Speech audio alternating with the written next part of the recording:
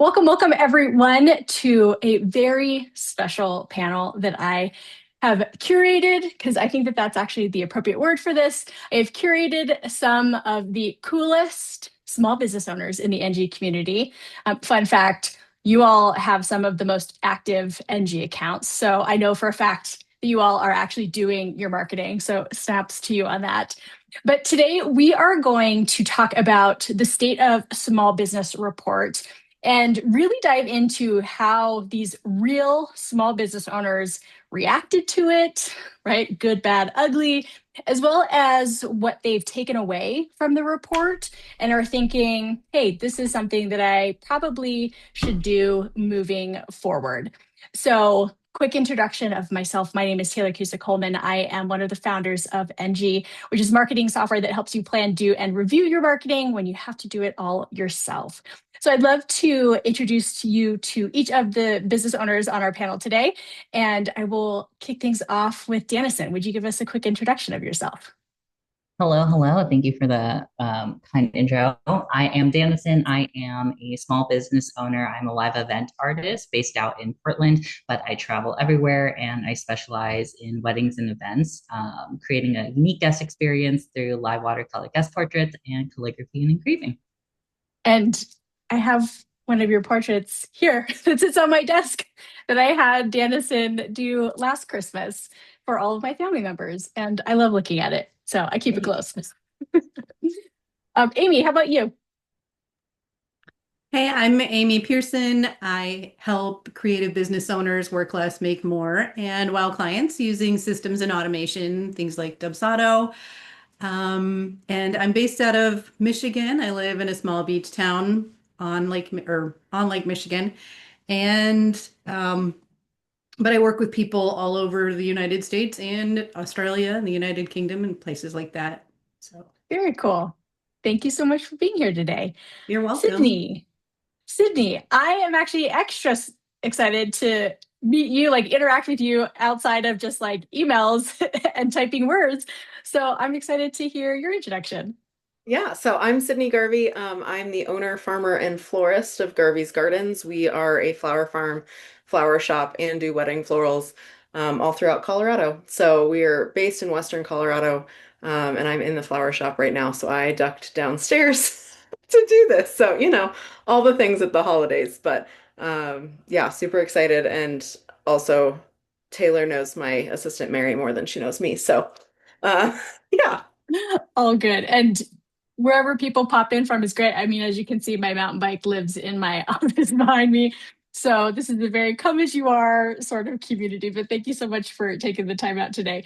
And Rachel, how about you? Hi, nice to be here. I'm Rachel Kumar. I'm the founder of Rachel K Group. We're a boutique consulting firm that specializes at the intersection of brand marketing and culture. But today I'm actually representing my role as vice chair of Business for Good, which is a nonprofit here in San Diego. That's the easiest way to describe it is a justice oriented chamber of commerce. And that's actually how Rachel and I met because I am also a member of that organization, and she and I, someone mentioned snow, and then the two of us were fast and furious friends from there on out.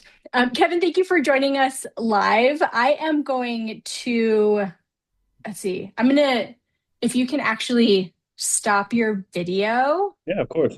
And then I'm going to, oh, there we go, because I just have it on hiding non-video participants for the recording. But thank you so much for joining us live, Kevin. All right. So my first question is for all of you. And I would love to know which stat from the report surprised you the most? Like, did it make you feel, is there something that made you feel seen? Or on the opposite end of the spectrum, is there a stat that made you like mildly offended because it felt a little bit too close from home? Rachel, how about you? We'll start with you. I think we might all have the same answer, but I don't know for sure. But that 81% of small business owners feel burnout, that was both shocking and it made me feel seen, and I'm not surprised, and like all of the things. And it made me feel like we're all in this together. We're on the same boat. It is a stat that is probably one of the most real because, and well, it's not really interesting, but the reality is we sent that survey out in September. So there was like an entire quarter of the year left for people to still experience. And 81% of people had already experienced some sort of burnout, like Yes. before we hit the Black Friday holiday end of year scramble. So I would be curious to know if that number would like ratchet up to nearly 100% if we sent the survey at a different time. Oh, for sure. And if you were to send it to like the live event artists right now in like the calligraphy and personalization, like for retail and all of that. So check on your friends who do that because they are more than likely not okay. Yes, check on your friends. Danison, what is there another stat that stood out to you? Yeah, I mean, the three times more likely to feel successful with like a documented plan. So for me, I did not have one in 2024. And so that confidence, it like made it validate. I was like, oh, I guess that if I were to put a number on it, like I feel three times more like that I'm succeeding because I have like a documented like marketing plan and like a strategy going forward to follow as opposed to just feeling the vibes and not sure what is working. So that stat really made me feel seen and validated for sure. And I'm glad that it made you feel seen in a good way. That's always a nice thing. Sydney, how about you? What stat surprised you the most?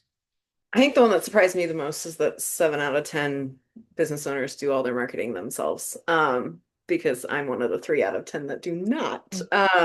So for me, we have a flower farm, we have a flower shop, we have wedding business.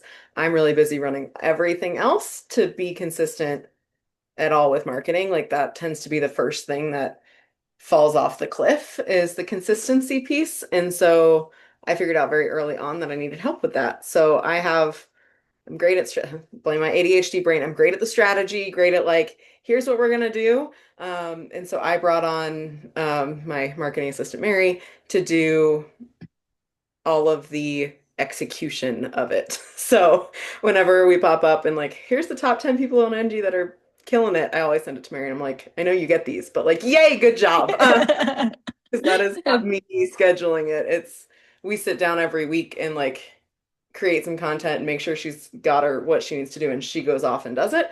Um, Mhm. but yeah, so I think that was really surprising that it's so overwhelmingly that everybody does it themselves and doesn't have help. Yeah, which is almost there's like a touch of a sprinkle of irony to this because of how much content we consume as small business owners that surrounds like outsourcing your things, right? Like hire this person, outsource that, scale your business, grow your team. And so like I actually would love to go down that rabbit hole in the future, just the disconnect between those two things and like how they influence our realities.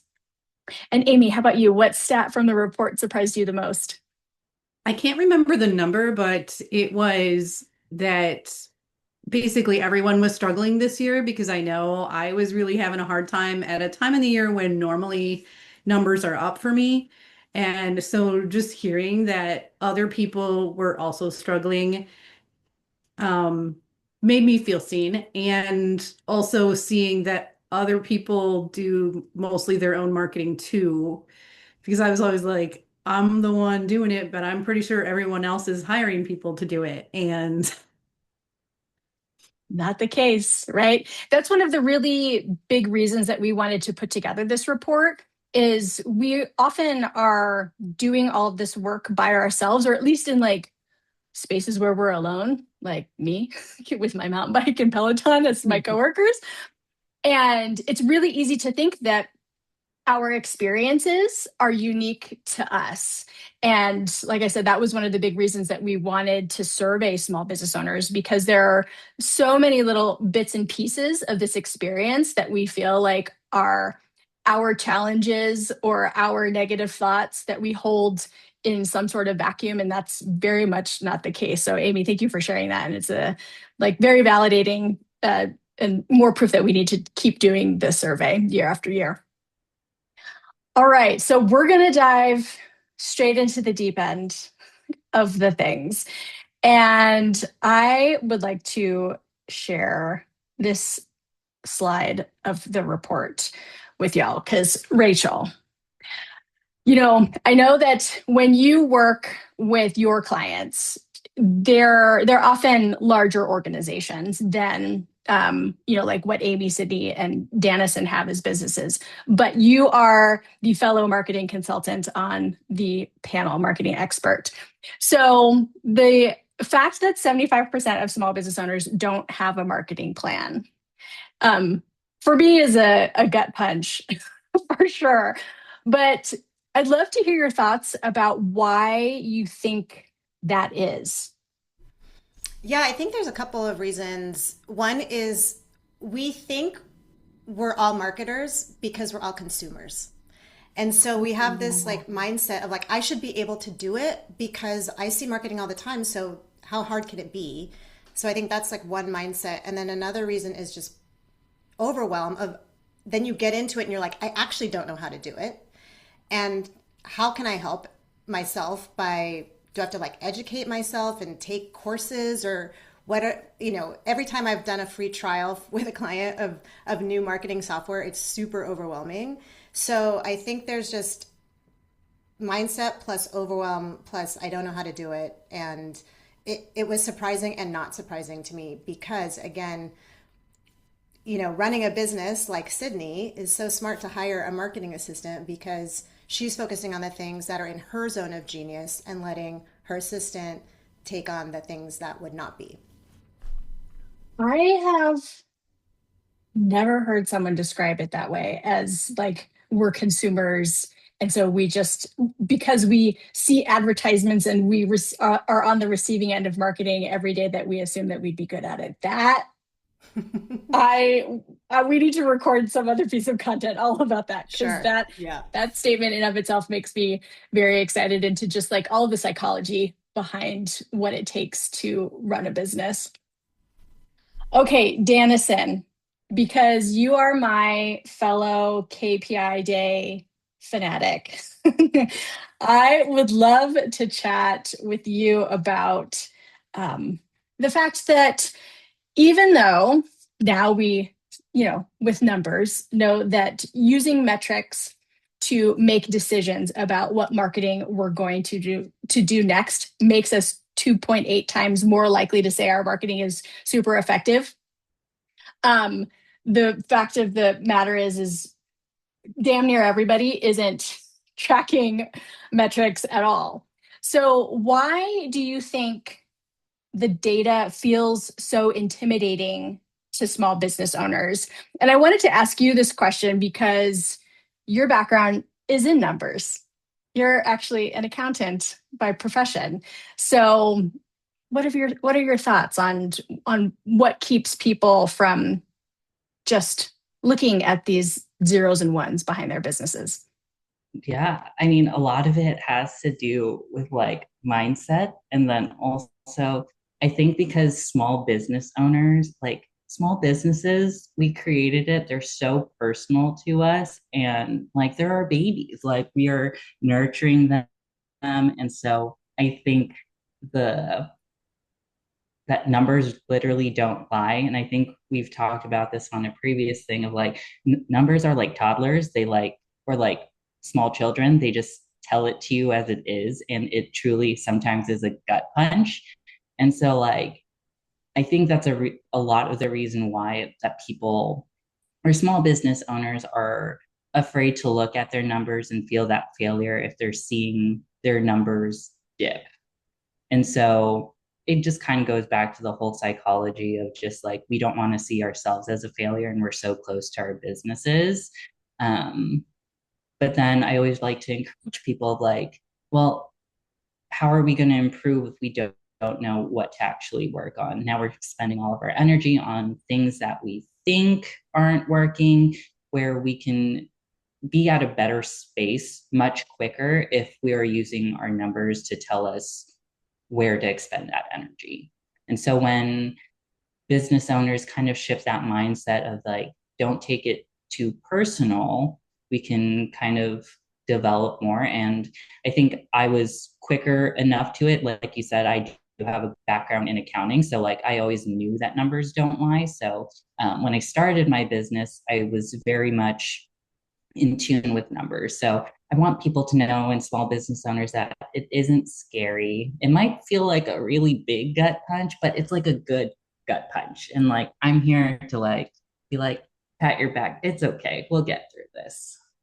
Totally. I mean, numbers, Brett and I look at different metrics for Enji on a weekly basis on Mondays, but my bigger deep dive is on KPI day on a monthly basis.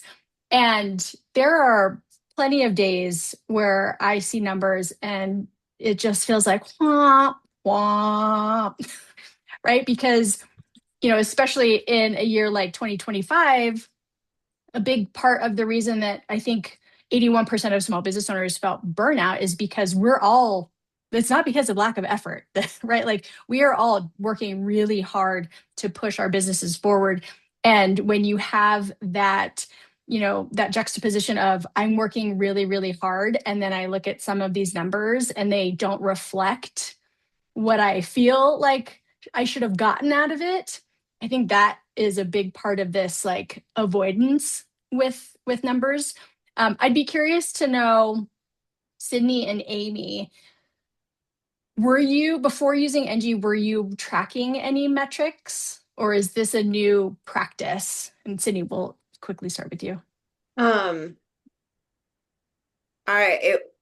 It's not a new practice, but it's new to have it all in one nice dashboard. Mm. So having it all together versus like having my notebook that I have all my notes in and then like going to the different spots to like check everything. It's nice to have it like all centralized. So I'm glad you were tracking having numbers a before. dashboard's great. Yeah. Yeah, I'm glad that you were tracking that. You're one of the few that I meet that's like, no, I was looking at numbers before Enji, because normally it's like people are doing that with them. Amy, how about you? Were you tracking your numbers beforehand? I was tracking like the financial ones Mhm. because I was using QuickBooks, and Dubsado has a kind of dashboard thing at the top on, well, 2.0 did. And so I was looking at that, but I didn't really have the other numbers, and it kind of was a thing to put that all together and I did know I needed to track numbers, but then figuring out how to make graphs and how to track them and do formulas and all of that kind of stuff. I mean, I'm a tech person, but I'm not really a spreadsheet formula person. And figuring out what to track and then what to do with that information once I had it was another thing, because I started tracking numbers in Engie and I was like, great, did the KPIs. Yay, check the box. And then I'm like, oh, wait, you're supposed to actually do something with these numbers. Like you're supposed to use it to make decisions and figure things out. Exactly. And that's just tracking your numbers makes you 1.5 times more likely to say that your marketing is very or extremely effective. But actually, you like looking at your numbers and using them to make decisions is what pushes folks into the 2.8 times as likely to feel that way. And I remember having a call with you at some point, probably very early 2025 or late 2024. And I remember looking at your dashboard, like, hey, you're tracking too many things. Let's scale this back and let's rearrange some things. But like, it's great that everybody is looking at these very truth-telling toddlers that help guide us to make decisions. Okay, Sydney, what surprised you about the report, what you shared earlier, actually is the question that I wanted to dig in with you about, since you do outsource some of your marketing. And I'm gonna like twist the prepared question since you already said that this is what surprised you. But I'd be curious to hear from you, what was the moment, the problem, just even if it's just a vague recollection of what was your life like as a business owner when you decided, like, I can't do this alone. I really do need to outsource part of my marketing. Oh man, there are so many layers. So for background, I was a math teacher, high school math teacher. So I too loved the numbers, but I deleted all social media when I was a teacher. So anything that I had from college, everything, like I was original Facebook people where you had to have an invite from somebody at your school. Anyway, deleted everything. So when I started the business, I was like, oh my gosh, I have to do marketing again. I have to be in front of the camera, I have to do pictures, I have to do all these things. So the first thing that I outsourced when I started the flower farm, because that's where we started, was just the farm, was one of my colleagues from teaching, was also a family photographer. And so the first thing that I outsourced was having her come to the farm once a month and do like a little mini photo shoot in exchange for flowers. And so that was how I just like slowly got some branding photos, that like having that content library available was the best thing that I could have done to start out. So at that point, I was still, executing all the content, getting everything posted, sending the emails. I started an email list from the very first farmers market that we ever did. I had a sheet out for people to sign up for the email list. I really like writing, so I still always write our emails for email marketing, and that is probably our biggest revenue driver of marketing that we do, is our email marketing. Everybody got my favorite list of Christmas movies this week, so it's not even like related to flowers. I mean, it is, but like sometimes I'm like, hey, we're watching a Christmas movie all the time. Here you go. Just things that I'm kind of hard to catch, and people know me. Grand Junction's a pretty small town, so people sometimes come to the shop and are like, where is Sydney? And it's like, oh, she's at the farm, or oh, she's at a wedding, or oh, so that's a really good spot for people to come back to. So I still do that part. But as soon as I added in the weddings, and then 3 years ago we opened the shop, um, things started to slip in terms Mm. of execution. So I still to this day do one branding shoot a year to update all of our pictures. That has been upgraded to one of my favorite photographers, who's going to be on, I think, your January panel, Amanda, Oh, of yes. Zelda Photography. So she does all of our branding photos. And so we still do that once a year. But as soon as things started slipping, of me not posting, me not being able to send out the emails as much, I was like, I need somebody to do the execution part. And that really comes down to how my brain works too, and just my personality and my ADHD, of just like, I'm great at the big picture strategy, the minutia of that last 20%. I can get things 80% done really, really well. Mhm. And then I'm like, okay, I'm on to the next thing. And so that last 20%, I needed somebody else to take control over. And so, yeah, so I hired a local girly as my assistant. And because I tried a VA for a while to do it and loved it so much, but I was like, it would be really great if we could be in person once a week, Mhm.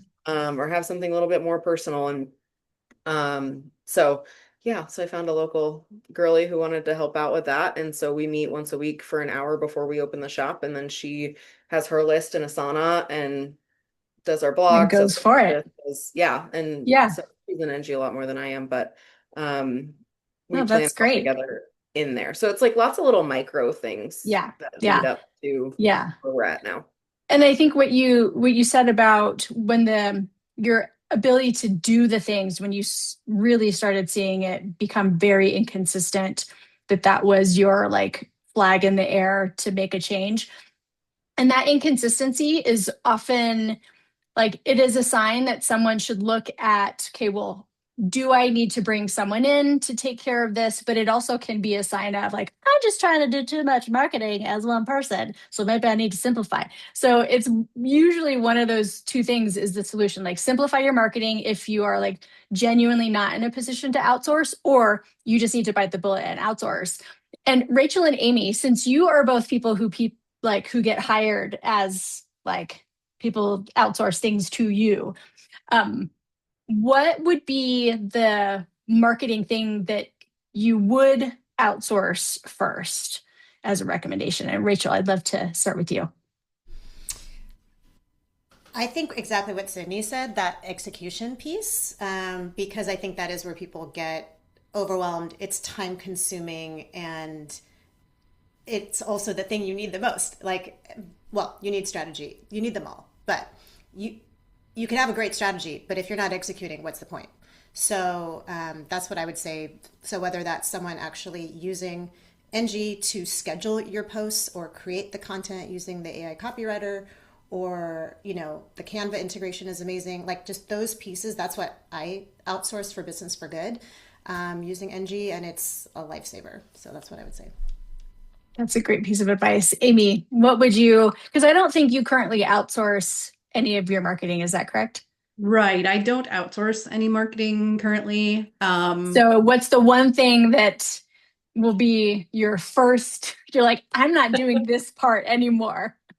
I would definitely outsource the social media creation and scheduling because it's very time consuming and you can use like your blog or your long form content to give to a VA or ChatGPT or Engie, because I do use Engie to do that too, and turn it into a blog from a video, or use the content to create social media posts. And so they don't need to be a subject matter expert on what you do, as long as you put your voice and your brain into some piece of content that they can then turn into further Something content. else.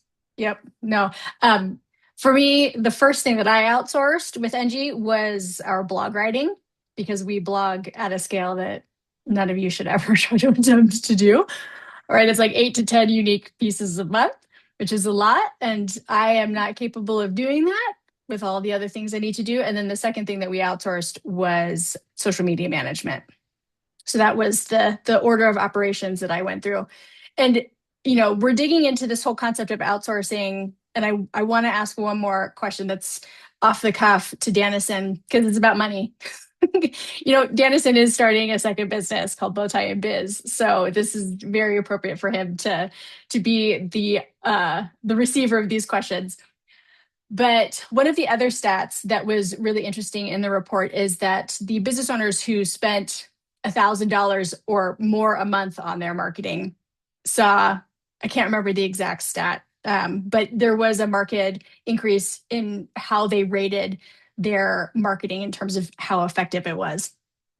And I know, or not, I make a very educated guess that when people see that number, that there is a collective sigh and the eyes roll back super far into their skulls, because $1,000 a month for some businesses feels like nothing.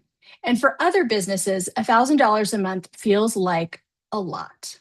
So when it comes to like, what's your piece of advice to help people create some sort of marketing budget for themselves that's not $0? Because I do remember that 8% of the people who took the survey said that they are literally spending $0 a month on their marketing, which red flag, woo, woo, like alarm bells going off on that. But if someone is like, okay, I need to somehow create these funds, how would you suggest that they look at their finances to carve that out? Gotcha. I mean, it really comes down to where your price point is for the services that you're offering. Because this is how I always approach it. I kind of always reverse engineer. And so like I kind of look at my expenses and what I'm doing and like comparing that with like what I'm offering to like earn my revenue. And so if marketing should be a part of that budget, and like trying to and making sure that you can afford it, kind of choosing it as like a necessity, very similar to getting groceries and all of that, making sure that it's a priority. And if your services aren't able to cover that, and like it doesn't need to be great, but like you said, it should be something, right? Because we are trying to market our business for visibility and all of that. And so, really including that and doing your research of like what you actually want to outsource, because there's different price points. Just like our businesses are different price points for different people, there is someone out there who will help you for what you're trying to offer. And so that's really putting that out there and including that in your budgets. And if you need to adjust your prices, this is the greatest time to look at your budgets for next year and to update your pricing and service packages.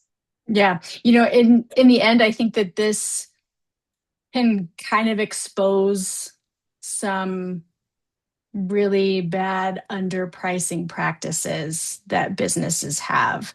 And when you do dig into what it actually costs to operate your business, then the number, it gets bigger. And you can't just, yes, there's a point in time where marketing your business for $0 fits. Like when we're all just starting out, that's pretty much where we all start. We're like, let's just figure this out and like post on Instagram incessantly, right? But as your business grows, the way that your marketing and the other parts of how you, like the other pieces of how your business operates, they all need to change and they all end up needing to take up a little bit more space. So I wanted to point that out because, like I said, I do know that $1,000 a month to some folks feels like a tremendous amount of money, but I love your whole reverse engineering thing. Like we have to do that in so many ways. So just put that same practice and apply it to this piece of your business. I think just to chime in, it's different for B2B versus B2C businesses. B2C businesses are just going to need to spend more, unfortunately, like closer to 10, maybe 10 to 20% of revenue. Or at least projected revenue. And that can feel like a lot at first if your revenue is zero. So, there is an organic growth component that you can go for in the beginning, but it's that whole like chicken and egg, like you do need to spend a little bit of money to make money, unfortunately, in this world today and with all of the distractions we have and all of the content we're consuming.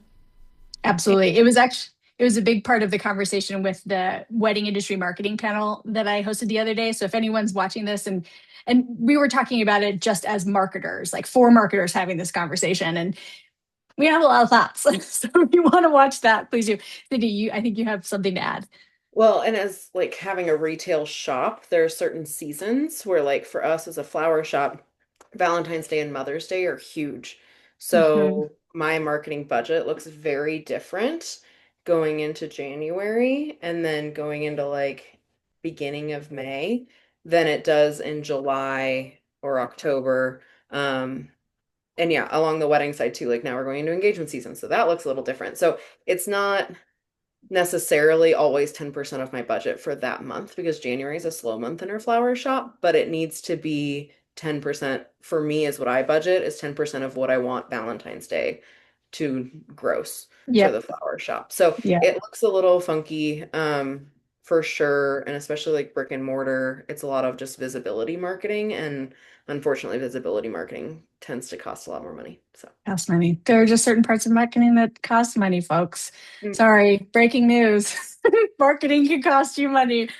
So I love this conversation, and we're gonna take a little bit of a turn into a sort of similar space because we're talking about how much time people spend working on their marketing. And this is actually one of the statistics that surprised me the most because the folks that I talk to in real life, everyone's like, they make a face and they're like, I spend like an hour a week on my marketing. And folks are like really kind of ashamed to answer the question when I ask. But so I was a little bit surprised to see that it was 57% of small business owners are spending 1 to 5 hours a week, because that's a little bit more than I would have guessed. But the sweet spot here is that the business owners, that 19.82% of business owners who took the survey who are spending 6 to 10 hours a week on their marketing were 6 times as likely to rate their marketing as very or high, extremely effective. And that was the most statistically significant stat out of all the numbers that Danny and I crunched. And so just like $1,000 feels like a lot of money to some folks, 6 to 10 hours a week to work on marketing, I am pretty dead sure that there's a lot of business owners who are like, are you kidding me? Like, who has 6 to 10 hours a week to work on their marketing? So, rapid fire round. I'm just, be honest, curious to know how many hours per week each of you spends on marketing. Maybe I won't ask Sydney since she's outsourcing everything. But seriously, I am curious to know how many hours a week in general, on average, do each of you spend working on your marketing? Amy, we'll start with you. What's your number? I think it's about 6. Okay. I'm still working on improving my systems so that it gets more efficient, but it's somewhere between 6 and 10, depending on how slow I am. I feel like some days my brain is just like, nope, Yep. I got nothing for you. It's okay. But I'm glad to know that you're in that category. Rachel, how about you? How many hours a week do you spend on marketing? Yeah, so for Business for Good, I'd say I spend about 10 hours a week and additionally outsource about 5 to 7 hours a week. Okay. And Sydney, do you know about how many hours Mary is spending on marketing every week? Yeah, I mean, well, and personally, I still do the email side of things Mm, and stuff too. So like I personally spend about 2 to 3 a week. And then she is definitely anywhere between 8 and 12. So we spend anywhere okay. between 10 and 15 a Yep. week marketing. Okay. Cool. And Danison, how about you? I'm at about 6. Yeah, on my calendar, I have like 1.5 hours like every day. Sometimes it switches, but I like to try and keep it at 6 in terms Mhm. of like just overall marketing. Yeah. And I'm obviously the outlier here. I do mark all the marketing things, all of the marketing time. I probably spend 30 to 40 hours a week doing marketing things. But that's my job. So 0. That's why whenever I pull up my Enji calendar on group calls, I'm like, if your calendar looks like mine, you're doing something wrong because you should have a whole damn department if your calendar looks like this.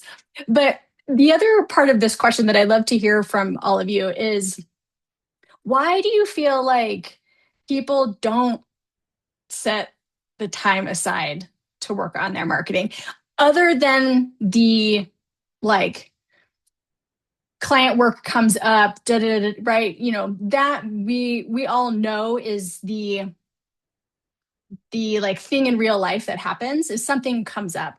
I want to get a little nerdy and psychological with you with this question. Like, what do you think deep down inside is keeping people from actually setting aside time to work on their marketing and protecting that time so that they can actually do it? Danison, we'll start with you. Ooh, Feel free to call people out on their BS. That's what this is. I asked the marketing panel a very difficult, kind of like tough love question. And so this is my tough love question that I wanted to ask each of you. yeah. I mean,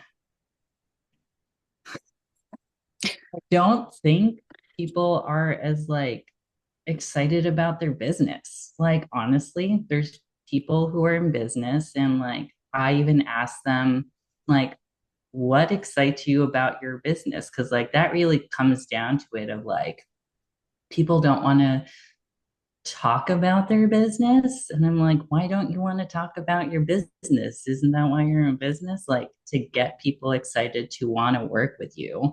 And I feel like it's like a deep psychological thing of like, they don't want to like put their face out there. They're afraid that like, especially sharing their thoughts and like standing for something, they don't want to be on the wrong side of like the Reddit or social media or just like any type of marketing. So I think there's really like a big part of that. And it makes me sad sometimes, like in terms of that, like they don't feel like they have something to share to market. I'm like, no, you're an amazing person, like you should be able to talk about it. um and so outside of like you said, they feel like there's other things to work on their business and like day-to-day things, but for me, at least from my experience in talking with people, of like, they just either don't know what to share, they don't think that they have something that's worthy to share, or they're afraid. Yeah, that's deep. That's where I wanted to go. Does anybody have additional thoughts about why people don't do their marketing, Sydney?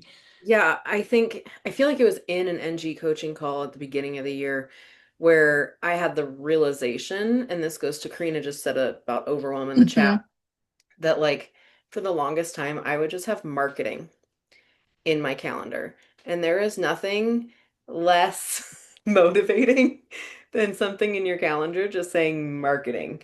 And so as soon as it was like, because like as a business owner, like that is just like a part of it. Like, hey, I need to do my marketing here. I need to do this. I need to do that. But as soon as I started actually putting a task in my calendar instead for that week, it changed the whole game. So instead of it being like, even something as broad as email newsletter, like it, I stopped even doing that. It was like, hey, you need an email, like email to subscribers about candle pop-up and holiday tradition. Email to consumers about this. And so it was just like, as soon as you actually chunk it down into your very minute things, and like instead of just saying write the blog, it's like, hey, outline the blog. Um, or just like brainstorm blog ideas instead of just blog. So as soon as I started making it really specific, um, that really started moving the needle a lot more. And we use Asana for keeping track of like the super minutia brain dump stuff. We know we could use Enji's task thing too, but yeah, so Yeah, I get that. Making, needing to make CEO level decisions every time you sit down to work on it, you're just like, no, not in the brain space for this today. Amy or Rachel, do you have any other additional thoughts as to why small business owners just don't make the time for their marketing? Sure, yeah, I think it's a little bit related to Danison's point, which is, again, if you don't know where to start, you're not going to be motivated. Like, I don't want to do something I don't know how to do. Like, if you said, Rachel, let's go skiing tomorrow, and I'm a snowboarder, I'd be like, no, thanks. Like, if that was on my calendar, I don't want to learn a new thing right now, maybe. So I think it's that not knowing, and then fear of failure. I think fear of failure Yeah. is a big one too. Yeah. No, those are all really, really real insights. It's kind of it's definitely part of my personal mission. I feel like part of my life's work is going to be somehow cracking this code and removing everyone's psychological barriers to getting their marketing done. Um, so I'm not just trying to build software that really works. I'm also trying to like change you as people, but for good reasons. Okay, so I have one more question for each of you, and I lied. I have two tough love questions that I'm asking you today. And this one, to wrap things up, is what would you say to the small business owner who reads the State of Small Biz report and goes, I'm just going to keep doing what I'm doing? Like, legitimately not going to change anything, despite the fact that I just learned some things about what I could do. So, Amy, what would you say to the small business owner who just says, where I am is fine? I mean, is it really fine if you really feel like your business is where you want it to be, and then go ahead and don't change. But if you keep doing what you've been doing, you're going to keep getting what you got. And so if you're not happy, then it would be a good idea to look at that and see where can I make some changes, and then track the numbers and see what you find out. I love that. But is it? That's a good one. Rachel, how about you? What would you say to the small business owner who reads the report and is like, I'm fine?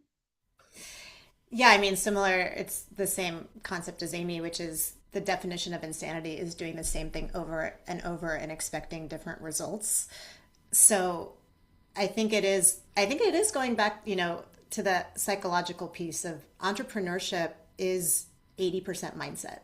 And so how can you, join a support group like NG support calls as an example to help you with that mindset shift. And then there are so many tools out there like NG that is just makes it so easy for you. You don't even know how easy it is because you haven't signed up for Enji yet. So that's what I would say.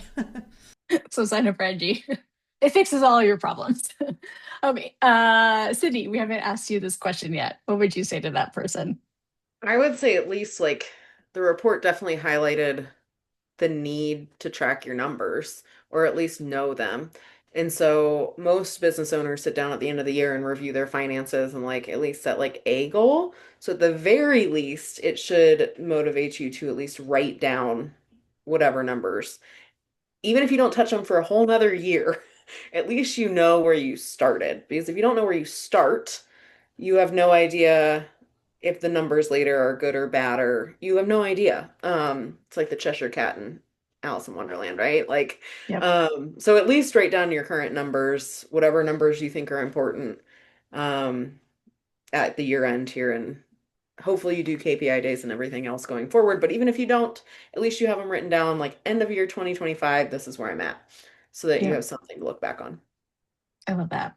And Danison, what's your tough love piece of advice for the business owner who reads the report and decides to do nothing?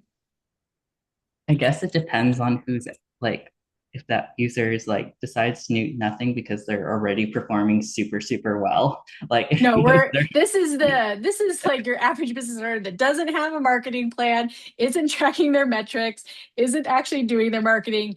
That person, which in general is most business owners. Yeah, yeah. not the folks like you who are like, no, I spend 6 to 10 hours a week and I'm investing in my marketing. I'd be like, who hurt you? Just kidding.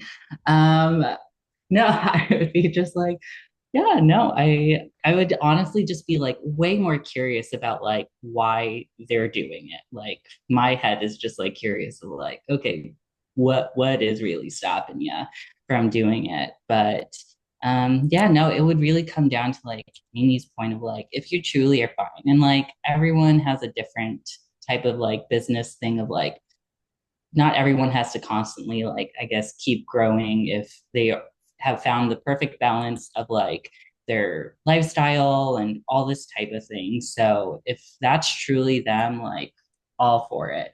But going back to it of like I think not many people are there. So in majority of just like if you really want to find that balance of your family life and personal life and just like business as well, um, something needs to change. And it's really just sitting down and joining Enji because you also have and a lot of the times like the cool not the cool thing, but or no, it is a cool thing. The community of it. Small business owners are like very lonely, and I find like a lot of that overwhelm and not even having accountability or that thing usually stops people from doing it because like I suck at being self accountable for things. And so like um my advice would really just to be to find someone, Mhm. even yeah, someone preferably in the NG community to kind of help you keep going and to take small steps in improving. It doesn't have to be a change overnight, but still moving steadily in the right direction, one step at a time would be I love my that. advice. I love that. And if I could bottle up my extreme levels of being biased for action and gift every single one of you just a tiny little sprinkling of that, I know that that would be such a game changer because, I mean, some of you know that I do the tasks on my calendar come hell or high water, and there's no option to not do it. And if I have an idea or if someone asks me for something, it's going to get done real quick. And I know that that's me being able to work on marketing for 40 hours a week. That is always going to be the big old asterisk with this. But just I would say that person like nothing changes if nothing changes. And I do hope that every small business owner who is out there, regardless of whether or not they're in the NG community, like really takes the report to heart and sees that there are some very simple things that you can do in order to make pretty market changes in the future. So have a marketing plan and start tracking your metrics are the easiest places for you to start. Well, thank you so much to each and every one of you for agreeing to be a part of this panel and for taking the time out of your busy days, especially during the December crunch. I would love for each of you just to let folks who are watching know where they can stay connected with you, if like how they could hire you, if you have services that they can hire, or how they can buy your shit, because I know you guys all have cool things. Rachel, how about you? How can folks stay connected with the work that you're doing? Yeah, the best way is LinkedIn. I'll pop it in chat. Yeah, it's a great way to connect. Amazing. Thank you. And if you're in San Diego, or Rachel is up here at Mammoth pretty often, want to hang out in either of those two places with the two of us together, then you can. Sydney, how can people keep in touch with you, and can people buy your flowers regardless of where they are? No, unfortunately. So we specialize in, we specialize in flowers that are very seasonal and don't ship well, on purpose. So we're based in Western Colorado. So if you're in Grand Junction area, or if you're getting married in Colorado anywhere, then yeah, you can have our flowers. But we're at Garvey's Gardens on all the social platforms. We're really big on Pinterest. It's like our number one main thing. But Instagram, obviously, that's where I personally hang out more, and that's kind of where our goals are for next year. But yeah, at Garvey's Gardens, everywhere. Wonderful. Danison, how can folks keep in touch with you? So you can find me at Bowtie and Brush for my wedding and event stuff. And like Tayler, you can also purchase watercolor portraits all year round. Great for the holidays. We might be a little late for that if you're seeing this around holiday time, but all year round. And then Tayler also mentioned, so I am starting my second business at Bowtie and Biz, where I do financial management as well as mentorship sessions for small businesses. And yeah, both of them you can find me on Instagram, Threads, TikTok, all the social media platforms, but I'm most actively on Instagram. Thank you. And Amy, how can people keep in touch with you? Oh, can you unmute yourself? I knew that was going to happen at least once. You can find me online on my website at amyschool.com, or on my YouTube channel, Systems for Creatives. Wonderful. Well, thank you again to everyone who joined and watched us live, to each of our panelists. I hope that there was a little something that you walked away with that was a kind but swift kick in like the direction of motivation, but also made you feel seen and like you're not the only one who is grappling with some of these very fun existential things that we get to grapple with as business owners. But I hope that each of you has a fantastic rest of your day and holiday season, and I will see y'all around somewhere on the internet. Bye, everyone.